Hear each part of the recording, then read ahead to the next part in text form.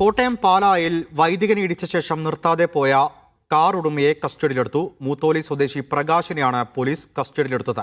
പാലാ രൂപതയിലെ വൈദികൻ father George വർഗീസിനെ ഇടിച്ച ശേഷം നിർത്താതെ പോയ കേസിലാണ് നടപടി.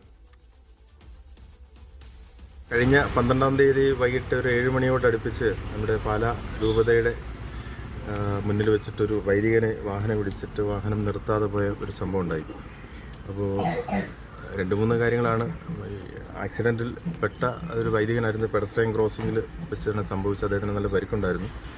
വാഹനം കിട്ടിയില്ല. അപ്പോൾ അത് പലതരത്തിൽ പല രീതിയിലുള്ള പല ആളുകൾ അത് ടേക്കപ്പ് ചെയ്ത് ഇങ്ങനെ ഒരു സംഭവം ഉണ്ടായിരുന്നു. പക്ഷേ നമ്മൾ അന്ന് മുതൽ വളരെ ശ്രമകരമായിരുന്നു.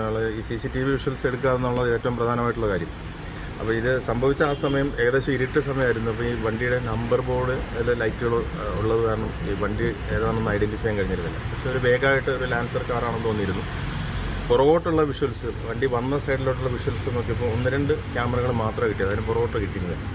അപ്പോൾ വളരെ ഇതായിട്ട് ഇരുന്ന് പിന്നീട് ഞങ്ങൾ വാഹനം പോയതിന് ശേഷം അതിൻ്റെ മുന്നോട്ടുള്ള വിഷ്വൽസ് എടുത്ത് അങ്ങനെയാണ് അതിന്ന് ട്രേസ് ചെയ്യപ്പെട്ടിരിക്കുകയാണ്. അപ്പോൾ അത് ഒരു ഇവിടെ മൂത്തോലി സ്വദേശിയായ ഒരാൾ ഓടിച്ചിരുന്ന വാഹനമാണ്. അപ്പോൾ അതിന് നമ്മൾ സീസ് ചെയ്തിട്ടുണ്ട്. ജോസി ബാബു ചേരുന്നുണ്ട് കോട്ടയത്ത് നിന്ന്. ജോസി, എവിടുന്നാണ് കാർ ഉടമയെ കസ്റ്റഡിയിലെടുത്തത്? തുടർ നടപടികൾ എന്തൊക്കെയാണ്?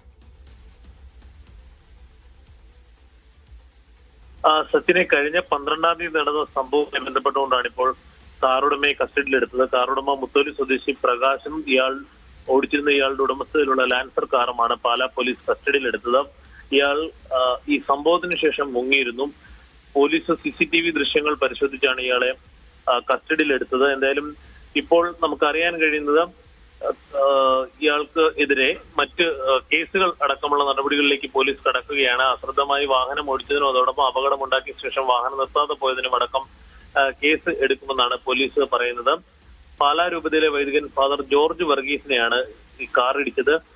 അപകടത്തിൽ ഈ വൈദികന്റെ തലയ്ക്ക് പരിക്കേറ്റിരുന്നു. കൂടാതെ വിരലുകൾക്ക് പൊട്ടലുണ്ടായിരുന്നു. കഴിഞ്ഞ കുറച്ചു ദിവസങ്ങളായി അദ്ദേഹം ആശുപത്രിയിൽ ചികിത്സയിലായിരുന്നു. ഇന്നാണ് ആശുപത്രി വിട്ടത്. പാലാ വിശ്വാസ കേന്ദ്രം ഡയറക്ടറും അതോടൊപ്പം തന്നെ പാലാ രൂപതയുടെ കീഴിലുള്ള കത്തോലിക്ക കോൺഗ്രസിന്റെ ഡയറക്ടറുമാണ് ഫാദർ ജോർജ് വർഗീസ്. ഈ സംഭവവുമായി ബന്ധപ്പെട്ടുകൊണ്ട് അറസ്റ്റ് വൈകുന്നതിനെതിരെ വിവിധ സംഘടനകൾ പ്രതിഷേധമുയർത്തിയിരുന്നു. ഇതിന് പിന്നാലെയാണ് കാറുടമയും അതോടൊപ്പം കാറും പോലീസ് കസ്റ്റഡിയിലെടുത്തത്. സച്ചിൻ. ശരി.